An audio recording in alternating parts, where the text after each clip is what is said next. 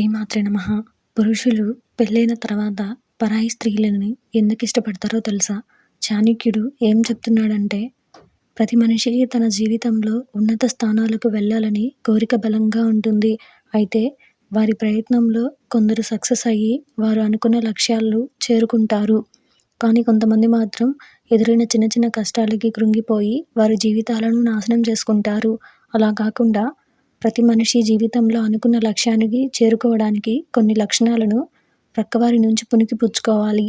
ఈ విషయం మీద చాణక్యుడు కొన్ని సూత్రాలను మానవాళికి అందించారు. సాధారణంగా చాలామంది సక్సెస్ అవ్వడానికి గ్రంథాల రూపంలో మనకు ఇచ్చారు.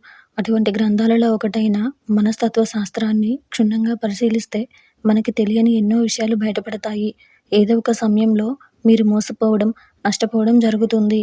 అయితే పెళ్ళైన కొన్ని రోజులకు మగవారు పరాయి స్త్రీలను ఇష్టపడడం మొదలు పెడతారు. వారితో సంబంధం పెట్టుకుంటూ ఉంటారు. అయితే దీని వెనుక కారణాలేంటో మనం ఈరోజు ఈ వీడియోలో చూసి తెలుసుకుందాం. మీరు ఇలాగే మరిన్ని మంచి విషయాలు తెలుసుకోవాలి అనుకుంటే మన ఛానల్ని సబ్స్క్రైబ్ చేసుకోండి.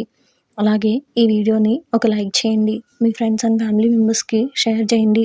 ఇంకా విషయంలోకి వెళ్తే, చాణక్య నీతిలో పని, మోక్షం, మతం, అర్థం, కుటుంబం, పరిమితి, సమాజం, సంబంధం, దేశం మరియు ప్రపంచానికి సంబంధించిన సూత్రాలు చెప్పడం జరిగింది. ఈ సిద్ధాంతాలను ఆచార్య చాణక్యుడు కూడా ఆచరించేవాడు. వైవాహిక జీవితంలో భాగస్వామి మనస్సు కలత చెందటం మనం చూస్తూనే ఉంటాం. అలాంటి పరిస్థితులు కొంతమంది ఇతర మహిళలు లేదా పురుషులను ఇష్టపడడం జరుగుతుంది. ఇక్కడ భార్యాభర్తలు ఇద్దరూ ఒకరినొకరు మంచి చెడులు చూసుకోవడంపై అవగాహన పెట్టాలి. అప్పుడే ప్రేమ, ఆప్యాయతలు ఉంటాయి.